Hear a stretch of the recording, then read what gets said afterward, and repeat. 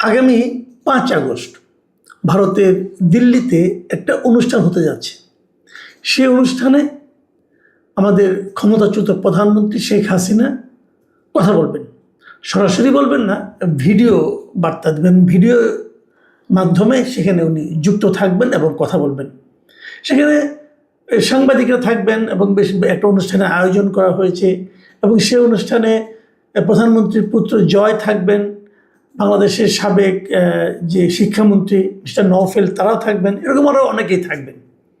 এ সংক্রান্ত একটা বিবৃতিও প্রচার হয়েছে, এ সংক্রান্ত পোস্টারও দেখা গেছে। সব কিছুই ঠিক আছে এবং যারা আয়োজক তারা গণমাধ্যমকে বলেছেন যে তাদের এই আয়োজনে ভারত সরকারের দিক থেকে কোনো আপত্তি নেই। এ সংক্রান্ত একটা কন্টেন্ট আমি গত রাতে কিন্তু আমাদের এই চ্যানেলে প্রচার করেছিলাম। কিন্তু আমরা এখানে একটা জিনিস দেখলাম যে শেষ পর্যন্ত প্রধানমন্ত্রী সেখানে ভিডিও বার্তা দিবেন কিনা, ভিডিওর মাধ্যমে উপস্থিত থাকবেন কিনা, এটা কিন্তু এখনও 5 তারিখ না আসলে আপনি বুঝতে পারবেন না। হয়তো এখন পর্যন্ত তারা প্রচার করছে মানুষের মনোযোগ আকর্ষণের জন্য এবং স্বাভাবিকভাবে মনোযোগ আকর্ষিত হয়েছে। ভারতের প্রথম শ্রেণীর যে দৈনিকগুলো, প্রধান যে দৈনিকগুলো, প্রায় সবাই কিন্তু এই নিউজটা বেশ গুরুত্ব দিয়ে প্রচার করেছে এবং তারা বলেছে যে ক্ষমতাচ্যুত হওয়ার ঠিক 2 বছরের মাথায় 24-এর 5ই আগস্ট উনি ক্ষমতাচ্যুত হয়েছিলেন এবং 26-এর 5ই আগস্ট উনি প্রথম প্রকাশ্যে আসছেন। এবং এটা শোনার পর আমার মধ্যে একটা আগ্রহ ছিল। আমার আগ্রহটা জন্ম নিয়েছে এই কারণে যে আমি আসলে দেখতে চাই যে 2 বছরে ওনার চেহারার কি পরিবর্তন হয়েছে। একটা কথা মাথায় রাখবেন, ক্ষমতা কিন্তু খুব ভালো টনিক। অনেক সময়কে দেখা যায় যে ক্ষমতায় যখন কেউ থাকে তার স্বাস্থ্য বয়স হলেও বোঝা যায় না, আবার ক্ষমতাচ্যুত হওয়ার পর দ্রুতই স্বাস্থ্য ভেঙে পড়ে। তো আমার খুব একটা আগ্রহ ছিল যে এই 2 বছরের ক্ষমতার বাইরে থাকার কারণ এবং এরই মধ্যে বাংলাদেশের আন্তর্জাতিক অপরাধ ট্রাইব্যুনালে ওনার জন্য মৃত্যুদণ্ডের আদেশ হওয়া, এই সমস্ত ঘটনা নিশ্চয়ই তার মধ্যে একটা প্রভাব ফেলেছে। সেই প্রভাবের প্রতিক্রিয়া ওনার চেহারায়, ওনার শরীরে, ওনার স্বাস্থ্যে পড়েছে কিনা, পড়লে কতটুকু পড়েছে, এটা দেখার ব্যাপারে আমার একটা কৌতূহল অবশ্য ছিল। তো সেটা আদৌ পূরণ হবে কিনা আমি জানি না, কারণ আমি নিজেও বুঝতে পারছি না। কারণ এর মধ্যে যুক্তরাষ্ট্রের আমাদের কিছু কিছু বন্ধুবান্ধব যারা আছেন ওখানে সাংবাদিকতা করেন, তাদের মধ্যে কেউ কেউ জানিয়েছেন যে উনি হয়তো শেষ পর্যন্ত ভিডিও বার্তায় উপস্থিত হবেন না, ভিডিওর মাধ্যমে। আমি জানি না আসলে কী হবে, কিন্তু আমার কাছে যে জিনিসটা খুব গুরুত্বপূর্ণ মনে হয়েছে, এই বিষয়টা বিভিন্ন মিডিয়াতে আসার পর বাংলাদেশ সরকারের যে পররাষ্ট্র মন্ত্রণালয় তাদের যে প্রতিক্রিয়া, এটা আমাকে একটু কৌতূহলী করে তুলেছে। দেখুন, 2টো ঘটনা বলি।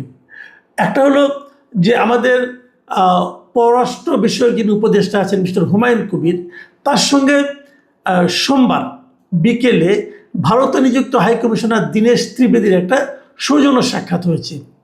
দীনেশ ত্রিবেদী PM অফিসে গিয়েছিলেন তেজগাঁওতে, সেখানেই হুমায়ুন কবির সাহেব বসেন, সেখানে ওনার সঙ্গে ওনার দেখা হয়েছে এবং এই দেখা হওয়ার সময় হুমায়ুন কবির সাহেব সরাসরি বলেছেন যেন ভারত শেখ হাসিনাকে এ ধরনের একটা ভিডিও উপস্থিতি যেন না করতে পারে। উনি কী বলেছেন আমি যদি আপনাদেরকে একটু পড়ে শোনাই তাহলে আপনারা বুঝতে পারবেন। উনি বলেছেন যে পলাতক শেখ হাসিনা সহ কার্যক্রম নিষিদ্ধ সংগঠনের কোনো ব্যক্তি যাতে ভারতের ভূখণ্ড ব্যবহার করে রাজনৈতিক বক্তব্য প্রদান বা বাংলাদেশের অভ্যন্তরে অস্থিতিশীলতা সৃষ্টির উদ্দেশ্যে কোনো কর্মকাণ্ড পরিচালনা করতে না পারেন সে বিষয়ে ভারতের সহযোগিতা প্রত্যাশা করে বাংলাদেশ। এবং তিনি এটাও বলেছেন একটু হুমকির মতো, সেটা হচ্ছে যে এই ধরনের কার্যক্রম দ্বিপক্ষীয় সম্পর্কের ইতিবাচক অগ্রগতিকে ক্ষতিগ্রস্ত করতে পারে। তো এই কথা বলার পর দীনেশ ত্রিবেদী তাকে বলেছেন যে উনি যথাযথভাবে এই ব্যাপারটা বিবেচনা করবেন এবং প্রয়োজনীয় খোঁজখবর নেবেন, এই বলেছেন উনি। আসলে এটাই কূটনৈতিক ভাষা। কিন্তু হুমায়ুন কবির সাহেব যেভাবে কথাটা বলেছেন, এতে আমি একটু আমার কাছে ভালো লাগেনি এই কারণে যে ওখানে শেখ হাসিনা কি বললো না বললো তাতে আমাদের কি আসে যায়? আমাদের সরকারের উদ্বিগ্ন হওয়ার কি আছে? সরকার কি ভয় পাচ্ছে? শেখ হাসিনা ভিডিওতে কিছু একটা বললেন, তাদের বাংলাদেশের কি কি সমস্যা, এটা কেউ না কেউ বলতেই পারে। আর উনি যদি যে কথাটাই বলুন না কেন, উনি এভাবে না বললেও অন্যভাবে বলতে পারেন। উনি হয়তো ওনার ছেলেকে বললেন, ওনার ছেলে ওনার হয়ে বললেন, অথবা ওনার ছেলেই বললেন। এগুলি তো কোনোটাই তো বাতিল হয়ে যাচ্ছে না। কিন্তু এখানে ভয় পাওয়ার কি আছে? ভারতকে রিকোয়েস্ট করার কি? ভারতকেও তো আমরা আগে জানিয়ে দিয়েছি একবার, বারবার বলার তো কোনো প্রয়োজন নেই। ভারত নিজেরাই বুঝবে। দেখুন, এই দিনেশ টিভিতে কিন্তু তারেক রহমানকে ভারতের আগামী সেপ্টেম্বরে 12-13 তারিখে যে প্রোগ্রাম হবে ব্রিক্সের, সেখানে দাওয়াত করেছেন। তো ওনারাই তো চেষ্টা করবেন যেন সেই দাওয়াতটা যাতে নাকি আমরা মেনে নেই, অক্ষুণ্ণ রাখা হয়, যেন তারেক রহমান সাহেব সেখানে যান। এই জন্য অনুকূল পরিবেশ অথবা এর ধরনের কোনো ঘটনা ঘটতে না দেওয়া, এটা তো ওনাদের দিক থেকে আছে। বারবার বলার মাধ্যমে আমরা কি আমাদের দুর্বলতাটাই প্রকাশ করে দিচ্ছি না? প্রয়োজনটা কী ছিল? আমার কাছে বরং হুমায়ুন কবির সাহেবের চেয়ে আমাদের যে পররাষ্ট্র প্রতিমন্ত্রী আছেন, ওনার কথাটা শামা ওবায়েদ, ওনার বক্তব্যটা আমার কাছে মানে বেশ স্মার্ট মনে হয়েছে, অধিকতর স্মার্ট মনে হয়েছে। উনি কি বলেছেন শুনেন, বাংলাদেশ প্রতিদিনে ওনার নিউজটা আছে, আমি শিরোনামটা দেখেন কি লিখেছে: সাজাপ্রাপ্ত আসামির মন্তব্যের জবাব দেওয়ার সময় সরকারের নেই। এটা হলো গিয়ে আমি মনে করি রিয়েল স্পিরিট, এটাই হওয়া উচিত। আপনি যদি মনে করেন তার বক্তব্যকে আপনি গুরুত্ব দিতে চান না, যদি ইগনোর করেন, আপনি উদ্বিগ্ন হয়ে যাচ্ছেন কেন? আমি একটা জিনিস এটা বুঝতে পারি না। দেখুন উনি কি বলেছেন, ওনাকে সাংবাদিকরা বেশ অনেকগুলো প্রশ্ন করেছিল, এই অনলাইন মিটিংয়ের সম্বন্ধে বলা হয়েছিল, সেখানে উনি কি উত্তরটা দিয়েছেন শুনুন। উনি বলেছেন, সম্প্রতি ভারতের নতুন হাই কমিশনার এসেছেন, তার সঙ্গে আমাদের অত্যন্ত সৌহার্দ্যপূর্ণ আলোচনা হয়েছে। আমরা ভারতের সঙ্গে একটি দূরদর্শী দৃষ্টিভঙ্গি নিয়ে এগোচ্ছি। এই সম্পর্ক ক্ষতিগ্রস্ত হোক তা আমরাও চাই না, এবং আমার গভীর বিশ্বাস ভারতও তো চায় না, ভারতও তা চায় না। এই যে বক্তব্যটা, এটা হলো প্রকৃত প্রস্তাবে একটা কূটনৈতিক বক্তব্য। এভাবেই বক্তব্য দেওয়া উচিত।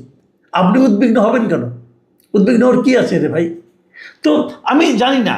এবং উনি পরে এই কথাটা বলেছেন যে কে কি বলল, মানে এই বিষয়টা নিয়ে আমাদের ওখানে কে কথাই বললো না বললো, এটা নিয়ে আমাদের কোনো কিছু বলার নাই।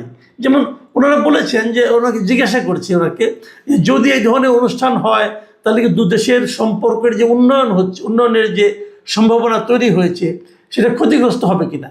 দেখেন দেখেন শামা ওবায়েদ কী বলেছেন। উনি বলেছেন যে অবশ্যই এটা ক্ষতি করতে পারে, তবে আমরা তো সেটা চাচ্ছি না। আমি মনে করি বাংলাদেশের মানুষও চায় না এবং সরকারও চায় না যে ভারতের সঙ্গে আমাদের সম্পর্ক নেতিবাচক হোক। আমরা চাই সম্পর্ক আরও উন্নত হোক, এবং তা উন্নতির দিকেই যাচ্ছে।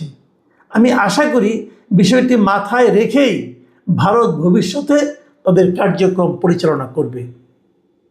খুবই ম্যাচিউর রিমার্কস কিন্তু। তো আমিও সেগুলি বলি যে এখানে উদ্বিগ্ন হওয়ার মতো কিছু নাই। আপনি যত উদ্বিগ্ন হবেন তত কিন্তু উদ্বেগ আপনাকে পেয়ে বসবে। মাথায় রাখবেন, এখন কিন্তু অনলাইনের যুগ রে ভাই। এবং আমি তো এটাও মনে করি যে শেখ হাসিনার বক্তব্য এদেশে প্রচার করা যাবে না বলে যে নিষেধাজ্ঞা আদালতের আছে, আমার কাছে ওটাও গ্রহণযোগ্য মনে হয় না। কেন আপনি তার কথা প্রচার করতে দিবেন না? তার কথা প্রচার করতে না দেওয়ার আপনার যে আদেশ, এই আদেশ কি বাস্তবায়িত হচ্ছে? সবাই তো প্রচার করতেছে। তো যে আদেশ কেউ বাস্তবায়ন করে না, যে আদেশ কেউ মানে না, সেটা দেওয়ার মাধ্যমে আপনার অবস্থানটা যে মানুষের কাছে হাস্যকর হয়ে যায়। এ ধরনের আদেশ দিতে যান কেন? আর তাছাড়া সবচেয়ে বড় কথা হলো, আপনারা থামাবেন কীভাবে? এখন কি আগের দুনিয়া আছে নাকি ভাই? মুহূর্তে সারা দুনিয়ায় এই সমস্ত তথ্য ছড়িয়ে যাচ্ছে, মুহূর্তে সারা দুনিয়ার থেকে আমাদের এখানে চলে আসছে। তো এগুলোকে থামানো যায়। নিতান্ত যাদের অনলাইন সম্পর্কে কোনো ধারণা নাই, কেবল তাদের পক্ষেই এ ধরনের প্রাগৈতিহাসিক সিদ্ধান্ত দেওয়া সম্ভব। এছাড়া আর কেউ দিবে না এই ধরনের। আমার মানে ব্যাপারটা হলো এরকম, আপনি কথা বলতে দেন, যার যা ইচ্ছে বলুক। ওগুলো বললেই মহাভারত অশুদ্ধ হয় না, ওগুলো বললে আকাশ মানে মানে ভবনের ছাদ ভেঙে মাথার উপর পড়ে না। বরঞ্চ তারা যত বেশি বলবে, সেগুলো নিয়ে মানুষ তত বেশি আলোচনা করবে, মানুষ ভুল ভ্রান্তি ধরতে পারবে। কিন্তু যখন আপনি কথা বলতে না দিবেন, তখন হবে কি, মানুষ ভাববে যে কেন সরকার ভয় পাচ্ছে, তাহলে উনি এমন কি বলবেন যেটা বললে পরে সরকারের ভিত নড়ে যাবে। মানুষ কিন্তু এভাবে কল্পনা করবে। আমি মনে করি যে মানুষের বোঝার ক্ষমতাটা প্রতি আপনাদের একটা শ্রদ্ধাবোধ থাকা উচিত। যে যা বলার তাকে তার মতো করে বলতে দেন, যার যা রাজনীতি তাকে করতে দেন, মানুষকে সিদ্ধান্ত নিতে দেন। মানুষ জানে কি সিদ্ধান্ত নিতে হবে। জনগণের এই সিদ্ধান্ত নেওয়ার যে ক্ষমতা, এটার প্রতি আপনাদের যদি আস্থা কমে যায় তাহলে বুঝবেন আপনার সিংহাসন এমনিই নড়বড় করতে থাকবে। জনগণের উপর আস্থা রাখুন। যদি জনগণের সরকার হতে চান, জনগণের উপর আস্থা রাখুন, আর জনগণের মন জয়ের চেষ্টা করুন। প্রতিপক্ষের বদনাম করে মন জয় করা যায় না, নিজের কাজ কর্ম দিয়ে মন জয় করা যায়। এই যে এখন সারা দেশে মানুষের মধ্যে যে হাহাকার তৈরি হয়েছে দ্রব্যমূল্য নিয়ে, জ্বালানি নিয়ে, গ্যাস নিয়ে, বিদ্যুৎ নিয়ে, এই যে একটা হাহাকার, মানুষের মধ্যে হাহাকার এবং সেই সঙ্গে বিরক্তি, এটা দূর করার চেষ্টা করেন। এটা যদি দূর করতে না পারেন, মানুষ ঘুরে ফিরে কিন্তু অতীতের দিকেই যাবে। এটাই নিয়ম, এটাই রাজনীতি। প্রিয় দর্শক, এখন এ পর্যন্তই। আল্লাহ হাফেজ।